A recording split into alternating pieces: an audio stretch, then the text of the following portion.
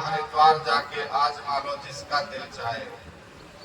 किसी तीर्थ में चले जाएं, किसी मंदिर में चले जाएं, जैसा ज्ञान यहाँ सत्संग से भी मिलता है वैसा ज्ञान अन्यत्र दुर्लभ है।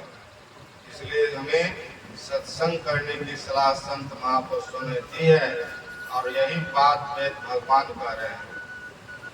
बहुत नहीं, दो ही शब्दों के मेल से सत्संग सब बनता है, सत जोड़ संग।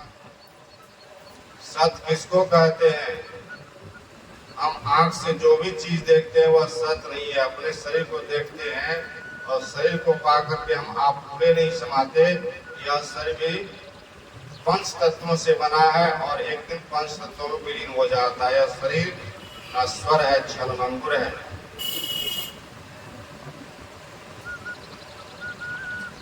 तो आंख से जो भी चीज देखते हैं वह क्षणभंगुर है, नश्वर है।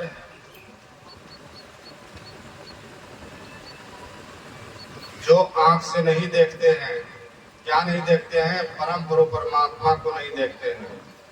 वह परम गुरु परमात्मा पूर्व काल में थे, वर्तमान काल में है और आगे भविष्य काल में रहेंगे। तीनों काल एक सी स्थिति में रहने वाले हैं। वह परमात्मा सत्य है और उस परमात्मा की प्राप्ति असली सत्संग है। धर्म कथा बाहर सत्संगा, अंतर सत्संग ध्यान रहूंगा। अभी हम लोग बैठे हुए सत्संग में धर्म अधर्म की चर्चा हो रही है, पाप पुण्य की चर्चा हो रही है, प्रभु का गुणगान हो रहा है। ये धर्म चर्चा में मन लगाते हैं तो हम लोग बहुत अच्छा करते हैं।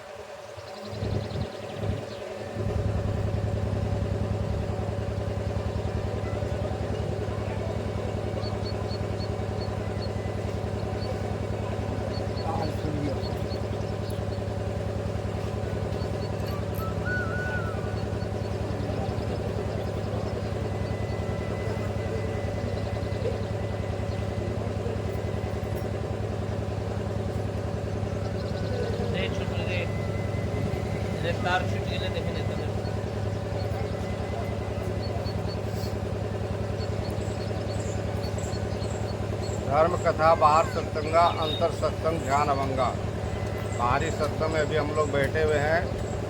ये बाहरी सत्संग भी अनिवार्य है। बाहरी सत्संग करने से हमें ज्ञान की प्राप्ति होती है और वह ज्ञान ध्यान करने में सहायक होता है। ज्ञान बिना ध्यान नहीं, ध्यान बिना ज्ञान नहीं। जो ज्ञान और ध्यान दोनों रखता है वह निर्वाण के समीप है। भगवान बुद्ध का वचन है। हमें ज्ञान चाहिए और वह ज्ञान कहाँ मिलेगा? वह ज्ञान सत्संग से मिलेगा। इसलिए सत्संग करने की सलाह संत महापुरुषों ने दी है। धर्म कथा बाहर सत्संगा, अंतर सत्संग ध्यान अभंगा। आंतरिक सत्संग ध्यान है, इसलिए हमें ध्यान भी करना होगा।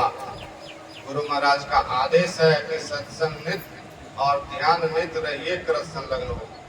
संलग्नता के साथ हमें सत्संग और ध्यान दोनों करना चाहिए और बचना चाहिए। किससे? पापों से बचना चाहिए।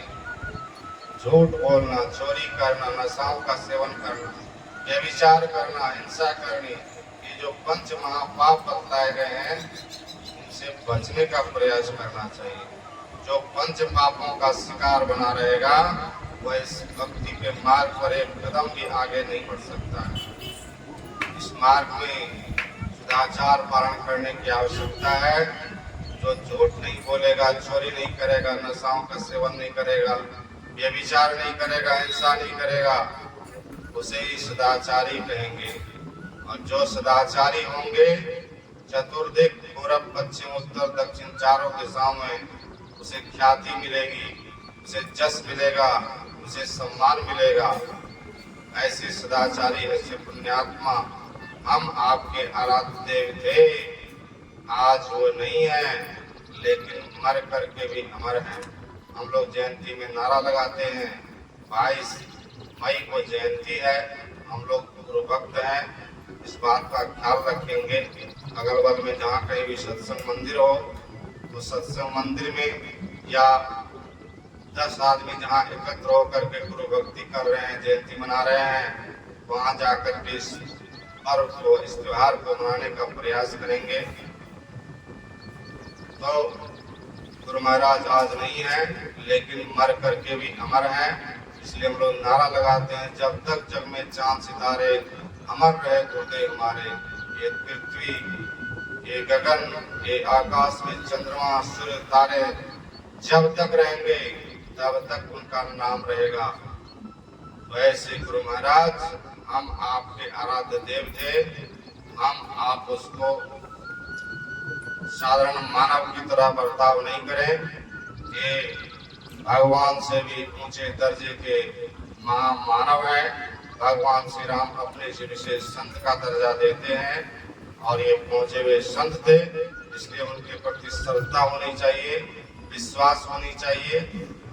यदि हम उनके बताए मार्ग पर चलेंगे तो अवश्य आपका भवक्लेश निशेष होगा, हम आपका संसार भी बनेगा, हम आपका परमार्थ भी बनेगा।